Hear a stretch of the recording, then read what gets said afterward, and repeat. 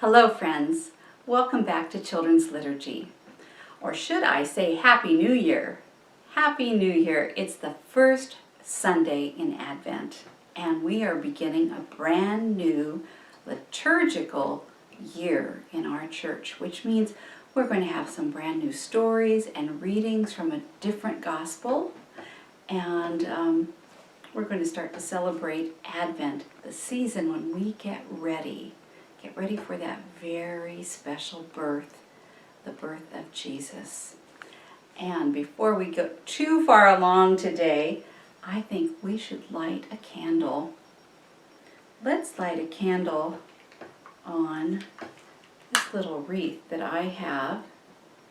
This is something that it actually doesn't even have any greenery, but it does have some words that we might think of when we think about Christmas.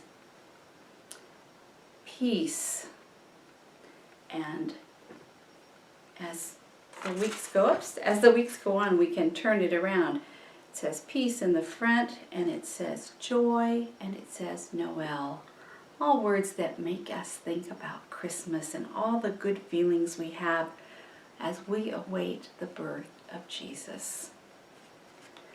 There's a dove, and I'm just going to set that there. I'm going to tell you about that in just a minute.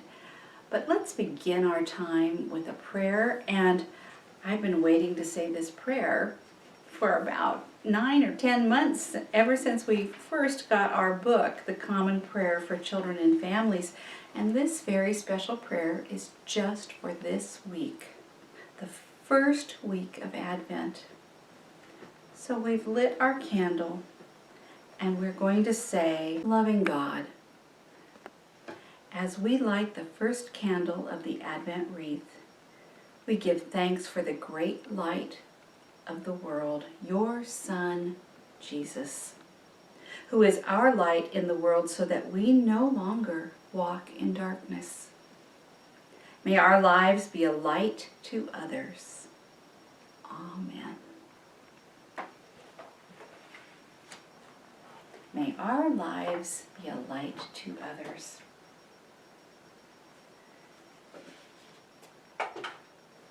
This week, our bulletin says, "Oh God, let your face shine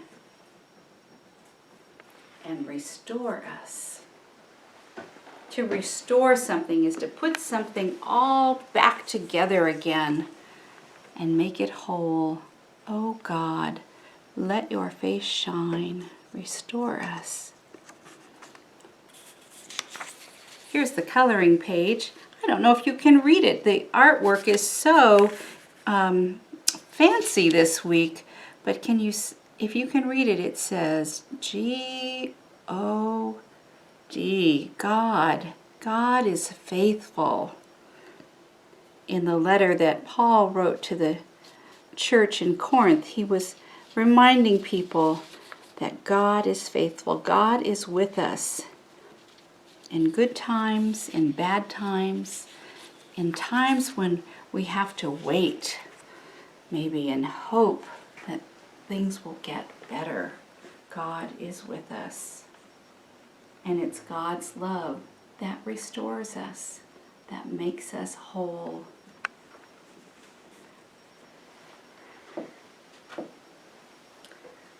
I have a couple of really fun things to share with you. I'm going to show you a video in just a minute, and it goes really fast, and it has all sorts of information about Advent, and it's kind of a just for fun video. But it does talk about some things that are serious and important about Advent, and some of those things are what Advent is really all about. Advent is expectant waiting, hopeful anticipation, and joyful preparation. So if we are expectant and waiting, that means we really expect. We think something is going to happen when we're done waiting. And hopeful anticipation, We think something's going to happen. We're not sure when or what, but we believe, if we're hopeful, that that's going to be something good. And Advent is also about all of us preparing, and not just preparing just any old way, but joyfully preparing. Just as if the most important person in the world was going to come to our house and spend the day with us, what would we do to get ready? Those are some of the feelings and some of the big words that are used sometimes when people talk about what Advent is all about. So, one of the things that we love to do at St. Michael's, especially when we can be at St. Michael's, is on the first Sunday of Advent, we have an Advent fair. And we just have fun getting into the spirit of the season and maybe getting some crafts going and things that we might want to share with people we love. Well, we're not there this year, friends, but there are some things waiting for you at St. Michael's. If you stop by the church on Sunday, or even during the week, and just let us know you're coming. I put some bags together, and some of your favorite things that we like to do at the Advent Fair are inside of the bag. You can make an Advent chain, and you can count down the days. How many days is it till Christmas? And there are some ornaments to decorate and stickers to play with, and a wonderful little booklet full of some prayers and some activities for you to do with your family each week in Advent. So we remember when we looked at our Godly Play calendar last week, the big circle with all the little squares, we have 4 Sundays of Advent. This bird is the project that you can do this first week. And it's a reminder for us, a reminder of the Holy Spirit coming to Mary. So I'm going to pull out my computer. I want to show you this funny, here it is. I want to show you this funny little video, and it's called Advent in 2 minutes. Do you think they can explain all about Advent in 2 minutes? Well, it goes pretty fast, but I think you'll like it. Let's take a look. Here we go.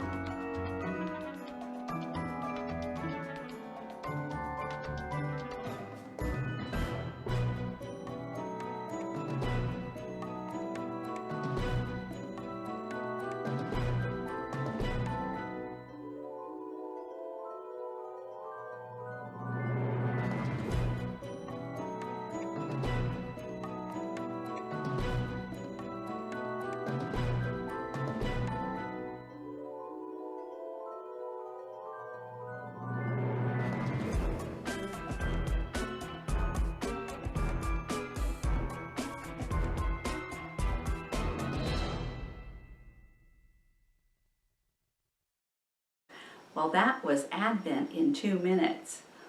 There was a lot in there for 2 minutes, wasn't there? You know, that went so fast that you might want to back the video up later and watch that part by itself all over again. I've watched it a lot of times today. I really like it. It's kind of fun to hear the music too from, what is that from? The Nutcracker Ballet, I think. Yeah. Oops! I made it start again. I'm going to turn it off while I talk to you. One of the things I noticed about this video was you saw a lot of the color purple in this because many churches use the color purple for their season of Advent. At St. Michael's, we often use the color of blue, and so I have a blue cloth on my table today. And if we were in church, or when you look at the church service on your computer, if you're having church at home, you will see some blue. We have some beautiful altar cloth that come down over the front of the altar each week. Can you guess how many different strips, special altar cloths there might be? You think there are as many as there are weeks in Advent? So each piece gets used each new week of Advent, and so at the end it makes a beautiful picture, and you'll see what that looks like when we get to Christmas Eve. Did I talk about the dove? I can't remember, but when you do your Advent readings at home, each week there's a little project to do, and this is the project for the first week. And I actually, when I was trying this out, I colored my bird with a lot of blue color because I was thinking about Advent, but of course you make it any way that you want to. So what do you like to do at your house to get ready for Christmas? Do you have special traditions? Some families love to do baking, and they make special cookies or breads or desserts or just all kinds of things. Sometimes there are recipes that have been handed down from grandparents and aunts and uncles. Those family traditions are a lot of fun, and they're very special. And our homes sometimes smell so good during the holidays, don't they, when something is baking? It's pretty nice. Well, besides getting ready for Advent and getting ready for Christmas by reading stories and making crafts, the other thing we just love to do at St. Michael's is to tell the story of the birth of Jesus by putting on a play. Now, can you imagine how different that play is going to be this year? It's going to be very different because we're going to have to do some filming and use our computers and use our imagination, but I think it's going to be wonderful all the same. So you may have been in a play before. You may have gone to a play before. You may know the story of the birth of Jesus. You may know all the characters that we talk about. Can you see my little model here that I have? All of the different people that we talk about when we tell this story. There is an angel. There's Mary and Joseph. There are shepherds and sheep. There are the three kings, the wise men, or the magi, as they're called. There are even some camels, maybe a cow, and there's a star. So there are many ways to tell the story. There are many beautiful books that have been written and illustrated telling this story, and I can't wait for us to have a chance to put our new play together this year. But before that, I really want to share one other video with you, and it's from another church. It's from a church that's in a different part of our country, and they made this recording a couple of years ago because There was no COVID when they made it because you can see people together and they don't have a mask on and they're not worried about being close to each other because everybody was in good health. I actually think maybe they made the video in the summertime because it's very sunny and there's no snow at all in their movie. But this is fun, and it's a little bit silly, but it helped me get into the mood thinking about what we're going to be doing for our play. I hope you like this. This is called Christmas According to Kids. Let's see what they have to say. Here we go.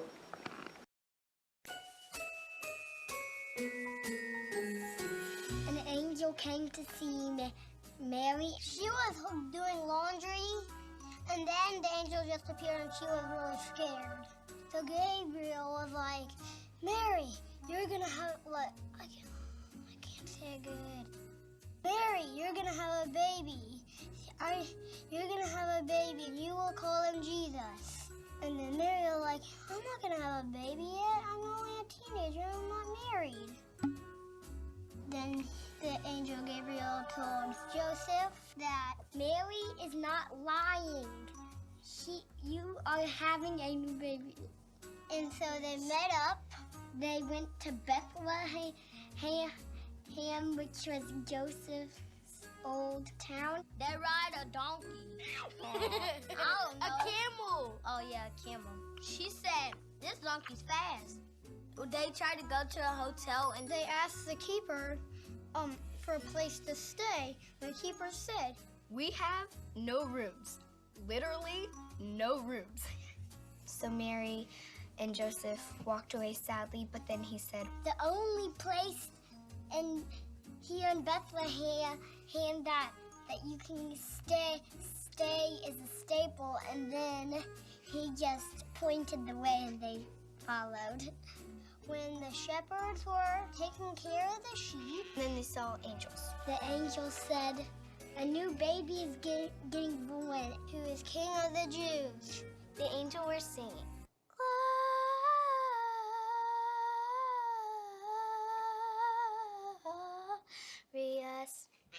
And then the shepherd said, I think we should go there and meet him. The second, I think, said, yeah, I agree with you.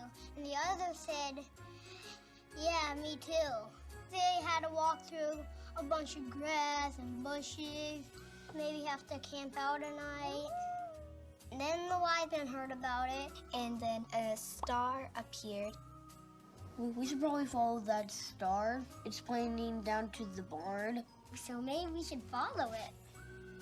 Maybe. So the wise men went to Jesus. They gave them gifts. A stuffed animal, like a hippo one, that I have at home. Some diapers, and some wipes, and some milk, some shoes, some Jordans. Gold, frankincense, and myrrh. And I don't know how it would survive in that barn. Too stinky, too crowded, and ugh. I think he probably pooped because the room was very smelly. Thank you for coming. He's adorable. He's gonna be our best friend. I love you, and you're the best baby I ever seen. There, I said it. The new baby is gonna change the world.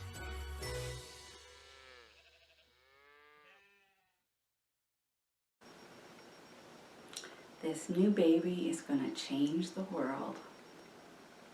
It's such a wonderful thing to think about, isn't it? I love this story. Did you think it was funny that all of the narration, all of the words were from the children, but the grown-ups were acting out the parts, and they had to make their acting match what the children were saying. So I think they all did a really great job. This is one of those things, you might want to watch this one again and again and again. Did you notice that the gifts that they said the kings brought, what did they say? Gold, Frankenstein, and myrrh, I think is what they said. Did you see that Frankenstein toy? Sometimes we get our words and our ideas mixed up. But I think they got most of it kind of right, don't you? That Mary was surprised, and they had to go on a journey, and they had this beautiful baby that was going to change the world. So I hope you and your family enjoy watching that. One of the other things that is going to come with your Advent take-home bag is it's a calendar that you can put up at your house. And Tim can kind of come closer to see it. And at the top it says, slow down, quiet, it's Advent. And it starts on Sunday, November 29th, which is the very first Sunday and the very first day of Advent. The first Sunday of Advent. And you can see how many candles are lit. One candle, just like we did. And then this counts down. There are 30 days in November, so there's just the 29th and the 30th, and then we start the month of December. And this goes every day. There's something you can read and think about. You are welcome to color this, do whatever you'd like with it. I taped mine up on the wall of one of my rooms in my house so that I can read it every day and see it really easily. But this might be something that you might want to start your day by taking a look at what's written in each of these squares. So I hope you enjoy that too. That's going to be part of your Advent take-home bag. So I'll just put that here underneath. And there's a star for the top of your Advent chain. So let's go back to looking at those words that we saw in Advent in 2 minutes. Advent is expectant waiting, hopeful anticipation, and joyful preparation.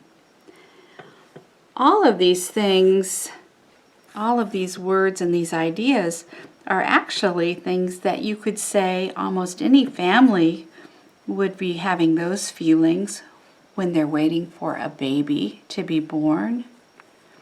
And we're waiting for a baby to be born, but we're waiting for so much more.